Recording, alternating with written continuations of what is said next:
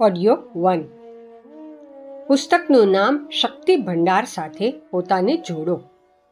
લેખક પંડિત શ્રીરામ શર્મા આચાર્ય. ગાયત્રી મંત્ર મારી જોડે બોલો. ઓમ ભૂર્ભુવઃ સ્વઃ તત્સવિતુર્વરેણ્યં ભર્ગો દેવસ્ય ધીમહિ ધિયો યો નઃ પ્રચોદયાત. મનુષ્યની સામાન્ય શક્તિ મર્યાદિત હોય છે. પ્રત્યેક પ્રાણીને ભગવાને એટલું આપ્યું છે કે જેના દ્વારા તે પોતાનું જીવન ગુજારી શકે. કીડી મંકોડા અને પશુ પક્ષીઓને ફક્ત એટલું જ્ઞાન, સાધનો, શક્તિ અને ઇન્દ્રિયો મળી છે કે જેનાથી તેઓ પોતાનું પેટ ભરી શકે અને પ્રકૃતિની ઈચ્છા પૂરી કરવા બચ્ચા પેદા કરી શકે. તેમની પાસે એનાથી વધારે કશું જ નથી. પરંતુ તમારી પાસે ઘણું બધું છે. એના કરતાં વધારે મેળવવું હોય, જાણવું હોય તો તમારે એ જગ્યાએ જવું પડશે જ્યાં શક્તિના ભંડાર ભરેલા છે. એક જગ્યા એવી છે જ્યાં બહુ શક્તિ ભરેલી છે. સંપત્તિનો તોટો નથી, સમૃદ્ધિનો પાર નથી. આખા વિશ્વનો માલિક કોણ? ભગવાન. આ માલ સામાન તેમનો છે. એનાથી એમણે આ દુનિયા બનાવી છે. અહીં તમે જે જુઓ છો એ ભગવાનના ભંડારનો એક નાનો ચમત્કાર છે. પૃથ્વી સિવાય બીજા લોક પણ છે. એ બધા લોકમાં પણ ભગવાનના ભંડાર ભરેલા છે. ભગવાન બહુ માલદાર છે. તમને જો સંપત્તિની, સફળતાની, વિભૂતિની જરૂર હોય તો તમારો પુરુષાર્થ ભગવાનના કામમાં વાપરો. એ પુરુષાર્થ રૂપી ખર્ચ દ્વારા ભગવાન સાથે તમારો સંબંધ જોડી લો. એમની સાથે જોડાવામાં જો તમે સમર્થ બન્યા તો એ તમારા જીવનનો સૌથી મોટો પુરુષાર્થ કહેવાશે. જો તમે ભગવાન સાથે સંબંધ જોડશો તો તમારું જીવન ધન્ય બની જશે. માલદાર માણસ સાથે સંબંધ જોડવાથી કેટલો લાભ છે. લાલ બહાદુર શાસ્ત્રી કદમાં ઠીંગણા માણસ હતા, પરંતુ પંડિત નહેરુ સાથે એમણે ગાઢ સંબંધ બાંધ્યો હતો. એના લીધે તેઓ MP બન્યા. એમની મદદથી તેઓ UPના મિનિસ્ટર પણ બન્યા અને જવાહરલાલ નહેરુના મૃત્યુ પછી તેઓ વડાપ્રધાન પણ બન્યા. લાલ બહાદુર શાસ્ત્રી શાનદાર હતા. એમના પુરુષાર્થનું એટલું ફળ ન હતું કે જેટલું નહેરુની મદદનું હતું. નહેરુની નજરમાં લાલ બહાદુરની ઇજ્જત વસી ગઈ હતી. એમણે જોયું કે આ માણસ ખૂબ ઉપયોગી છે, એને મદદ કરવી જોઈએ.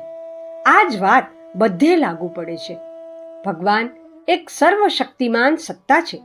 એમની સાથે જો તમે સંબંધ જોડી લો તો તમારી સમૃદ્ધિ અપરંપાર થઈ જશે. તમે જલારામ બાપાની જેમ સંપન્ન બની જશો. તમે સુદામાની જેમ માલદાર બની શકો છો. વિભીષણ અને સુગ્રીવની જેમ મુસીબતોથી બચીને ખોયેલું સામ્રાજ્ય પાછું મેળવી શકો છો. નરસિંહ મહેતાની જેમ તમારી પર હુંડી વરસી શકે છે. અહીં કોઈ પણ પ્રકારની કમી નથી. તમને એટલા માટે અહીં બોલાવ્યા છે કે તમે ભગવાન સાથે સંબંધ બાંધી લો. તમે જે પૂજા, ઉપાસના અને ભજન કરો છો એનો મતલબ એ થયો કે તમે આ માધ્યમો દ્વારા ભગવાન સાથે તમારો સંબંધ જોડી લો. એક ગરીબ છોકરીનું લગ્ન માલદાર પતિ સાથે થઈ જાય તો એ બીજા દિવસથી જ એ સંપત્તિની માલિક બની જાય છે, કારણ કે એણે પતિ સાથે સંબંધ જોડી દીધો છે. સંબંધ જોડવા માટે શું કરવું પડે એના વિશે જ હું તમને કહેવા માંગુ છું. સંબંધ જોડવામાં લાંચ આપવી પડશે, ખુશામત કરવી પડશે. એ ખ્યાલ તમારા મનમાંથી કાઢી નાખજો. એવો વિચાર પણ ના કરશો કે મીઠી વાતો કરીને, ખુશામત કરીને, ચાલીસા કે પાઠ કરીને ભગવાનને આપણા બનાવી દઈશું. ભગવાન સાથે ભાગીદારી કરવામાં વિશ્વાસ રાખજો. ભગવાન તમારી જુબાનને નહીં, તમારી દાનતને જુએ છે, દ્રષ્ટિકોણને જુએ છે, ચરિત્રને જુએ છે, તમારા ચિંતનને અને તમારી ભાવનાને જુએ છે.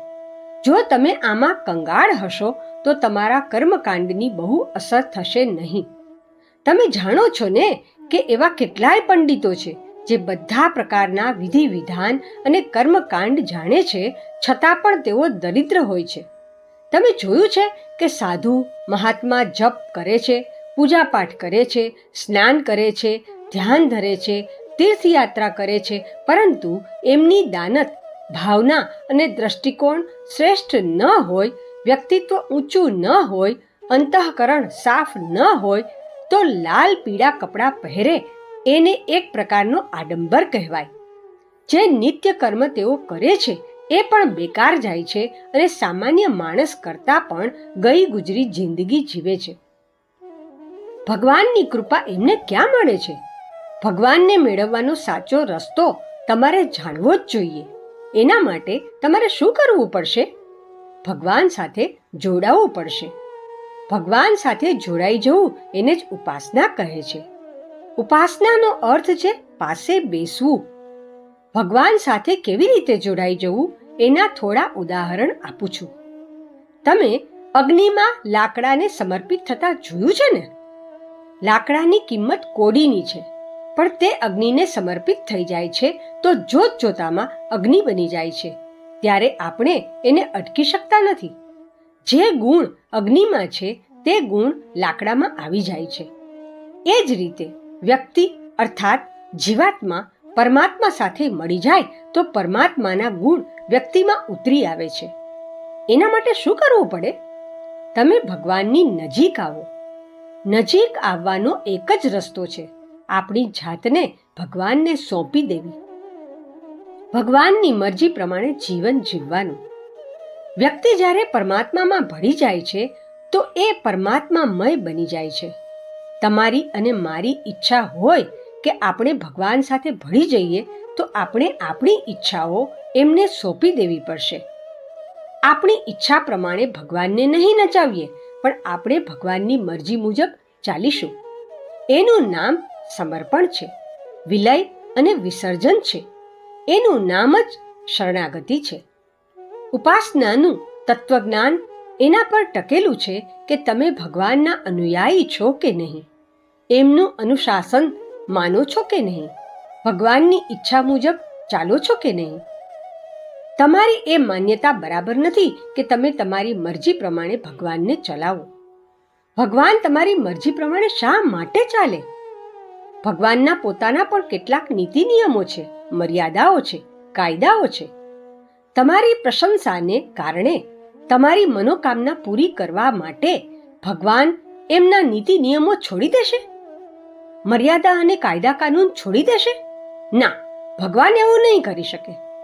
તમે તમારી જાતને એમને સોંપી દો, પછી જુઓ તમે ક્યાંથી ક્યાં પહોંચી જાઓ છો.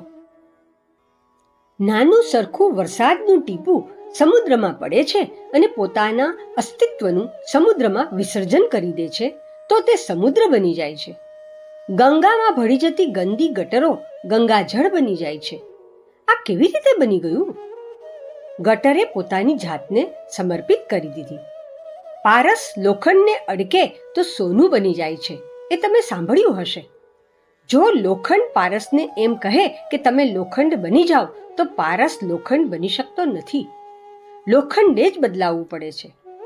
ચંદનના વૃક્ષો પાસે ઉગેલા છોડ ચંદન પાસેથી સુગંધ લઈ ચંદન જેવા બની જાય છે, પણ તમે તો એવું વિચારો છો કે ચંદને જ આપણા જેવા બની જવું જોઈએ, પરંતુ ચંદન તમારા જેવું બની શકતું નથી.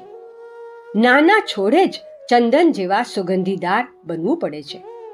તમે ભગવાનની સાથે વેલની જેમ લપેટાઈ જાઓ. વેલને તમે જોઈ છે ને?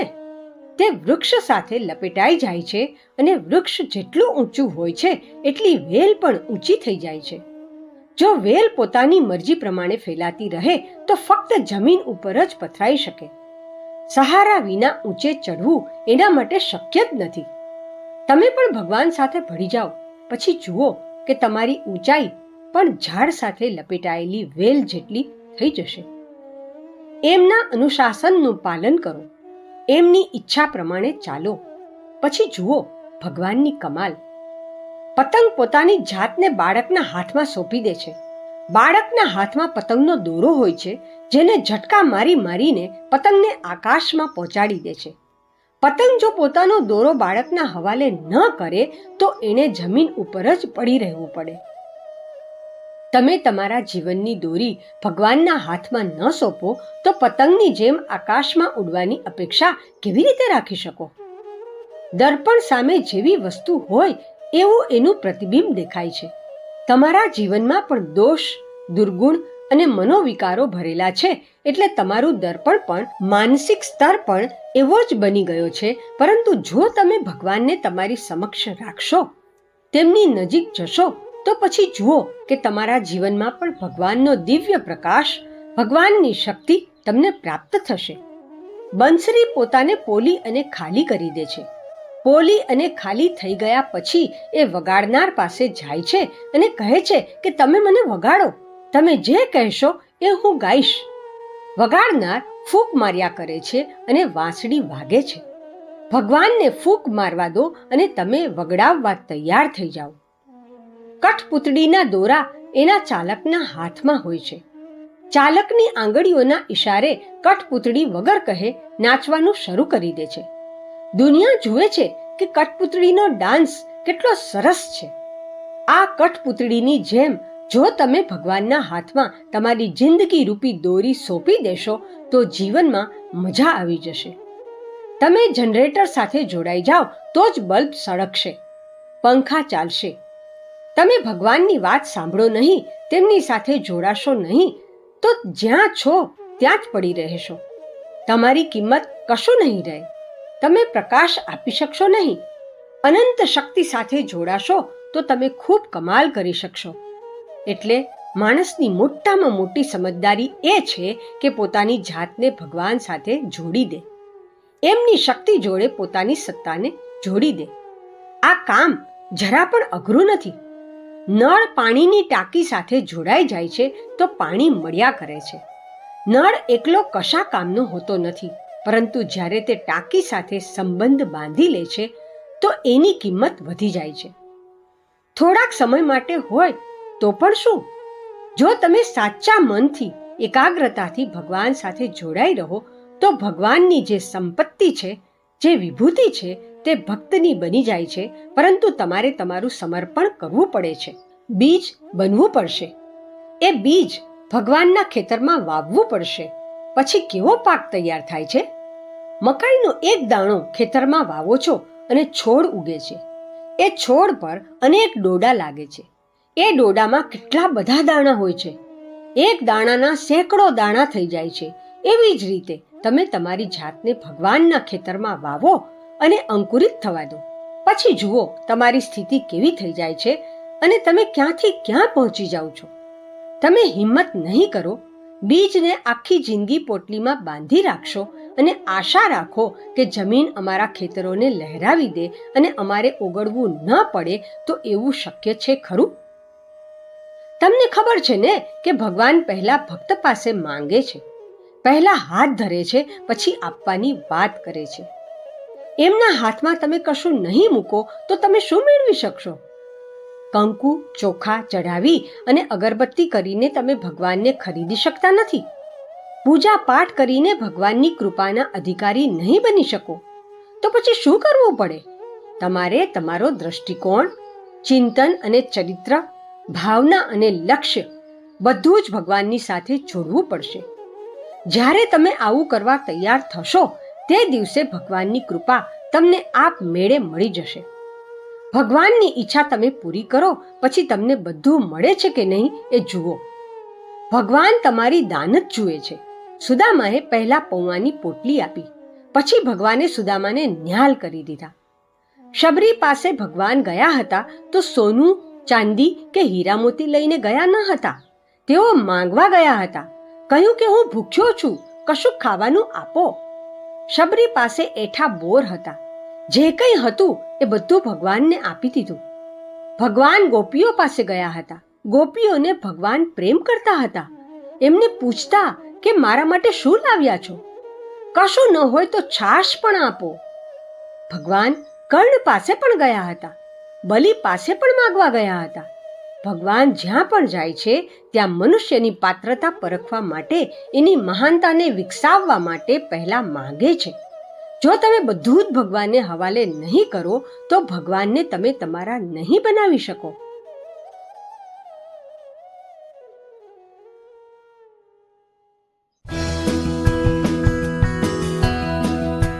ઓડિયો 2.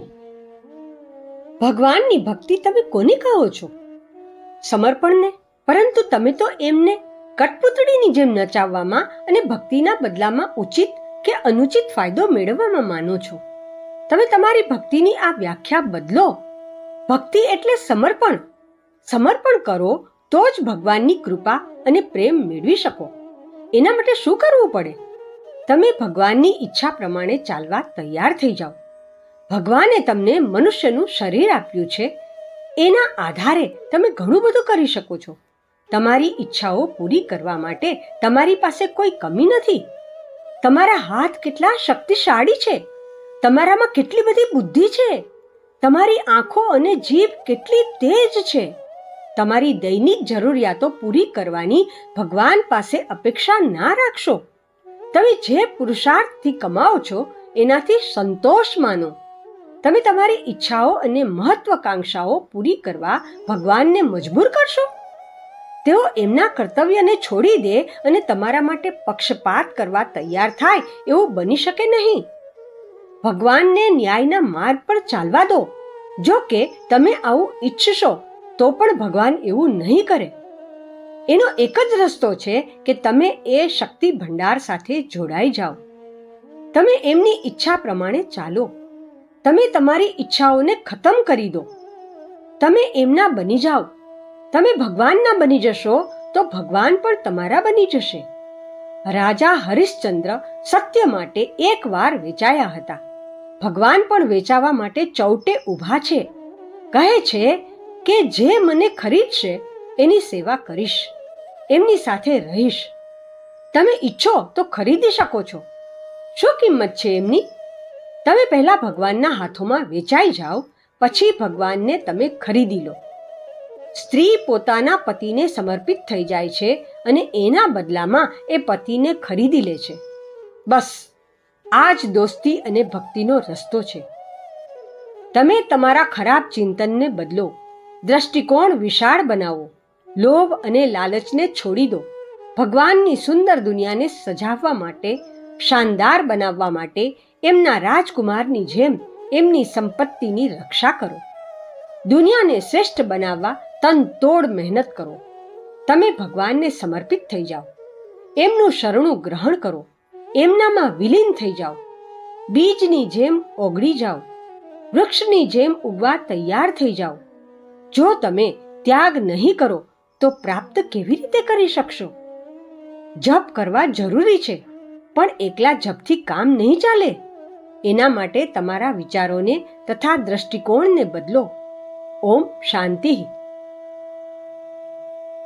સાધનાની શ્રેષ્ઠતમ પ્રાપ્તિ સમર્પણ. ત્રિપદા ગાયત્રીના 3 ચરણ વાસ્તવમાં જ્ઞાન યોગ, કર્મ યોગ અને ભક્તિ યોગ રૂપી 3 પગથિયા છે. તેમના દ્વારા ઉપાસનાના ઊંડાણ સુધી પહોંચીને રીતિ સિદ્ધિઓ મેળવી શકાય છે. પ્રથમ 2 પગથિયા સાધકની પ્રારંભિક અવસ્થા છે. વાસ્તવમાં ભક્તિ યોગ સુધી પહોંચવું અને પરમ સત્તામાં પોતાનું સમર્પણ અને વિસર્જન કરી દેવું એ જ સાધકનું લક્ષ્ય હોય છે. અગ્નિમાં સમર્પિત થનારું ઈંધણ અગ્નિરૂપ બની જાય છે એવી આ અવસ્થા છે. ભક્તની સમગ્ર ભાવ સંવેદના ઈશ્વર જેવી ઉદાર અને મહાન બનતી જાય છે. આદર્શોના સમૂહ એવા પરબ્રહ્મની સાથે જોડાઈને આત્મા પરમાત્મામાં સમર્પિત થઈ જાય છે. આ જ સમર્પણ સાધના છે. એને જ અદ્વૈત ચિંતન કહે છે. તાદાત્મ્ય સધાતા ઈશ્વર દર્શનનો એવો રસાસ્વાદ થવા માંડે છે કે તેની તરસમાં જીવ કસ્તુરી મૃગની જેમ દરેક દિશામાં દોડતો ફરે છે. તેથી ભક્તિ યોગને સૌથી ઊંચો માનવામાં આવ્યો છે. મીરા કહેતા હતા કે સબસે ઊંચી પ્રેમ સગાઈ. અધ્યાત્મની 3 અવસ્થાઓ છે: બાલ્યાવસ્થા, તરુણાવસ્થા અને વૃદ્ધાવસ્થા. પ્રારંભિક સ્થિતિમાં જાણકારી મેળવવી તે જ્ઞાન યોગ છે. પોતાના વિચારો તથા વિશ્વાસને મજબૂત કરીને પછી કર્મ કરવું, આચરણને તે બીબામાં ઢાળવું તે કર્મયોગ તરુણાવસ્થા છે.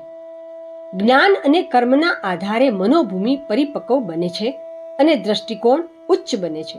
તેના લીધે ત્યાગ, સેવા, ઉદારતા અને પ્રેમનો નિરંતર પ્રવાહ અંતઃકરણમાંથી ફૂટી નીકળે છે. તે પ્રેમના પ્રવાહને ઈશ્વરની નર નારાયણની ઉપાસનામાં પ્રવાહિત કરવો તે ભક્તિયોગ વૃદ્ધાવસ્થા છે. બીજા શબ્દોમાં વિદ્યાર્થી અવસ્થા જ્ઞાન યોગનો સમય છે. યુવાની કર્મયોગની સ્થિતિ છે. તેમાં કર્તવ્ય પરાયણતાનું પાલન કરવામાં આવે છે. વૃદ્ધાવસ્થા પ્રેમ, પરોપકાર અને આત્મીયતાનો ફેલાવો કરવાની ભક્તિ યોગની અવસ્થા છે.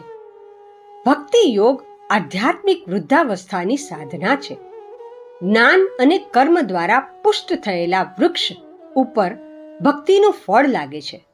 ભક્તિમાં તન્મયતા હોય છે, આવેશ હોય છે, લગન હોય છે, ઉન્માદ હોય છે, રસ હોય છે, વ્યાકુળતા હોય છે અને પોતાના પ્રેમીમાં ભળી જવાની તીવ્ર ઉત્કંઠા હોય છે. ભક્ત પોતાને ભૂલી જાય છે. ગાયત્રી સાધનામાં સ્થૂળ શરીર કર્મયોગથી અને સૂક્ષ્મ શરીર જ્ઞાન યોગથી શુદ્ધ તથા પવિત્ર બને છે. કારણ શરીરને સુસંસ્કારી બનાવવા માટે ભક્તિ યોગનું વિધાન છે. તેની અંતર્ગત ઉપાસના પણ આવે છે. જપ, ધ્યાન વગેરે બધી ક્રિયાઓનો સમાવેશ ઉપાસનામાં થાય છે. ગાયત્રી મહામંત્રના જપની સાથે જો તલ્લીન થવાનો, ભાવ વિહ્વળ થવાનો, માનો પાલવ પકડવાનો અને પોતાને વિસર્જિત કરી દેવાનો ભાવ જાગે તો માનવું જોઈએ કે આપણે ભક્તિયોગની સાધના કરી રહ્યા છીએ. ત્રિપદા ગાયત્રીની સાધના એવી રીતે કરવી જોઈએ કે જેની સાથે જ્ઞાન, કર્મ તથા ભક્તિયોગનો સમન્વય હોય. પ્રથમ બેનું કાર્ય પૃષ્ઠભૂમિ બનાવવાનું છે, જ્યારે ભક્તિયોગનું પરાકાષ્ઠાવાળું રૂપ સાધનાનું સર્વોચ્ચ સોપાન છે. આપણે ત્યાં સુધી પહોંચવા માટે સતત પ્રયાસ કરવો જોઈએ. ગાયત્રી સાધના અને એમાં પણ સંધિકાળની સાધના આના માટે સર્વશ્રેષ્ઠ અવસર છે તથા માનવ માત્ર માટે એક સૌભાગ્ય છે. સમર્પણ માટે ભગવાન એટલું જ કહે છે કે તમારી વ્યક્તિગત મહત્વાકાંક્ષાઓને અને તમારા અહમને ઈશ્વરને સમર્પિત કરી દો. ત્યાર પછી સમર્પણનો જે સાચો લાભ મળવો જોઈએ તે અનેક પ્રકારની કૃપાના રૂપે ભક્તને મળે છે. વ્યક્તિનું સમષ્ટિમાં, સંકીર્ણતાનું ઉદારતામાં અને નિકૃષ્ટતાનું ઉત્કૃષ્ટતામાં વિસર્જન કરવું પડે છે. આધ્યાત્મિક સિદ્ધાંતોમાં સમર્પણનું મહત્વ અનેક સ્થળે જુદી જુદી રીતે બતાવવામાં આવ્યું છે. ગોપીઓ સાથે કૃષ્ણ રાસ રમતા એની પાછળ એ જ પ્રેરણા છે કે ભક્તની બધી પ્રવૃત્તિઓ આત્માના પોકારનું, વેણુનાદનું અનુસરણ કરે. અર્જુનને પણ ભગવાન કૃષ્ણે આવું જ કરવાનું કહ્યું હતું. ભક્તિ યોગના અનેક કૃત્યો, પૂજા, સ્તવન, અર્ચના વગેરેમાં સમર્પણની ભાવનાને પ્રબળ બનાવવાનો જ અભ્યાસ કરવામાં આવે છે.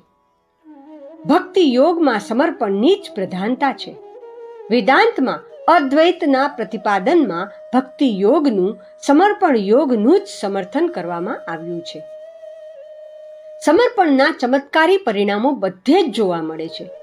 બીજની શક્તિ સાવ થોડી તથા નગણ્ય હોય છે, પણ જ્યારે તે તુચ્છતામાંથી બહાર નીકળીને ધરતી માતાની ગોદમાં સમર્પણ કરે છે ત્યારે તેમાંથી નાનકડો અંકુર ફૂટે છે. સૂર્યના કિરણો તેને શક્તિ આપે છે, પવન તેને પંખો નાખે છે, મેઘ તેને અભિસિંચન કરે છે, સમગ્ર પ્રકૃતિ તેની સેવા કરે છે અને તેના વિકાસ માટે મંડી પડે છે. બીજ ઉપર વધે છે અને પોતાના મૂળ ધરતીની અંદર મજબૂત કરી દે છે. તે ઊંચે વધે છે અને એક વિશાળ વૃક્ષ બની જાય છે. તેની છત્રછાયામાં સેંકડો જીવજંતુઓને પોષણ અને વિશ્રામ મળે છે. તે એક નાનકડું બીજ પોતાના સમગ્ર જીવન દરમિયાન બીજા કરોડો બીજ પેદા કરવાનું ગૌરવ પ્રાપ્ત કરે છે. નાનકડા બાળકમાં કોઈ શક્તિ હોતી નથી, પરંતુ સમર્પણના આધારે તેને તમામ સુવિધાઓ પ્રાપ્ત થાય છે. સમર્પણનું ચમત્કારી પરિણામ દાંપત્ય જીવનમાં પણ જોવા મળે છે. પતિ આગળ પોતાના તન, મન અને આત્મા સર્વસ્વનું સમર્પણ કરનારી પત્ની કશું ગુમાવતી નથી, પરંતુ બધું જ પ્રાપ્ત કરે છે. તે ઘરની માલિક બની જાય છે. પતિને જે અધિકારો અને સગવડો મળે છે તે તેને પણ વગર પ્રયત્ને મળી જાય છે. સમર્પણનો અર્થ છે વિસર્જન, વિલય. આગમાં પડીને લાકડું પણ અગ્નિ સ્વરૂપ બની જાય છે. દૂધ અને પાણી ભેગા મળતા એક બની જાય છે. ગંદી ગટર ગંગામાં ભળી જતા ગંગાની વિશેષતાઓ પ્રાપ્ત કરે છે. ભક્ત પણ સમર્પણ કરીને ભગવાન જેવો જ બની જાય છે. એમના ગુણોને તેણે પોતાના જીવનમાં ઉતારવા પડે છે. ભક્તિનો અર્થ આજીજી કે ખુશામત નથી, પરંતુ પ્રખર પરાક્રમ માટે પોતાને તૈયાર કરવાનો છે. પોતાના ગુણ, કર્મ અને સ્વભાવને પરમાત્માના આદર્શોને અનુરૂપ બનાવવા પડે છે. ભક્ત અને ભક્તિની એક જ કસોટી છે કે શ્રેષ્ઠ ઉદ્દેશ્યો માટે તે શરીર, મન અને અંતઃકરણથી કેટલું સમર્પણ કરે છે. શરીરની ક્રિયાશીલતા, મગજની વિચારણા અને અંતઃકરણની ઉદારતાનો પરમાર્થના કાર્યો માટે કેટલો વધારે ઉપયોગ કરે છે. સમર્પણ ભક્તિની તથા નિષ્ઠાની પરખ છે. એક સંતે કહ્યું છે કે સમર્પણનો અર્થ છે મન પોતાનું પણ વિચાર ઈષ્ટના, હૃદય પોતાનું પણ ભાવનાઓ ઈષ્ટની, અને શરીર પોતાનું પરંતુ કર્તવ્ય ઈષ્ટનું. આ વ્યાખ્યા પ્રમાણે જીવે પોતાના અહંકારમાંથી સંપૂર્ણ રીતે મુક્ત થવું પડે છે. શરીર, મન અને અંતઃકરણ પર પોતાનું આધિપત્ય હોવા છતાં પણ તેમની વિશેષતાઓ અને ક્ષમતાઓ સંપૂર્ણ રીતે ઈષ્ટદેવ માટે અર્થાત ઉચ્ચ કાર્યો માટે વપરાવી જોઈએ. સમર્પણ માટે એ ભાવનાને સદાય પરિપુષ્ટ કરવી પડે છે કે હું પતંગિયા જેવો છું અને ઈષ્ટદેવ દીવો છે. અનન્ય પ્રેમના કારણે દ્વૈતમાંથી અદ્વૈત તરફ આગળ વધી રહ્યો છું. પોતાના ઈષ્ટની સાથે, પ્રિયતમની સાથે એક થઈ રહ્યો છું. જે રીતે પતંગિયું દીપક ઉપર આત્મસમર્પણ કરે છે, તેના પ્રકાશ પુંજમાં લીન થઈ જાય છે, એ જ રીતે હું મારા અસ્તિત્વને, આ અહંકારને છોડીને બ્રહ્મમાં, સમષ્ટિ ચેતનામાં વિલીન થઈ રહ્યો છું. સમર્પણમાં આશાઓ તથા આકાંક્ષાઓ માટે કોઈ સ્થાન નથી. પરમાર્થની સાધના કે મોક્ષ માટે સમર્પિત થઈને બધી કામનાઓનો ત્યાગ કરવો પડે છે. અંતઃકરણમાં કોઈ છળ કે કપટ નથી હોતું. પોતાની બૌદ્ધિક ક્ષમતાઓ, સક્રિયતા, પ્રગતિ એ બધું જ ધ્યેય માટે સમર્પિત કરવામાં આવે એ જ સાચી સાધના છે. એમ કરવાથી આપણું પ્રયોજન સાંસારિક હોય કે આધ્યાત્મિક, છતાં અડધી મંજિલ તો તરત જ પૂરી થઈ જાય છે.